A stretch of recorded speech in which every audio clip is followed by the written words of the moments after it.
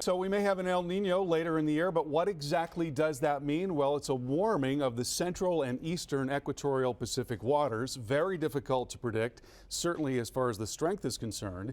And it's just one factor of many which influence weather patterns. Now, there's been some talk about there possibly being less of a tropical season as a result of this. And let's talk about the different types of El Ninos. If we get a warming of the eastern equatorial waters of the Pacific, there have been studies that have shown that we get less of an incidence of tropical systems as a result, and that is because the wind shear tends to increase across the basin. But if we get a warming of the central Pacific waters, then the opposite is true, and we tend to get an above average incidence of tropical systems.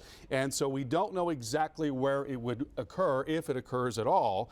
And the bottom line then is that the jury is out as regards the tropical system. And on top of that, in El Nino years, we've had some very strong storms, including Andrew, and in 2004, Charlie, Francis, Ivan, and Jean.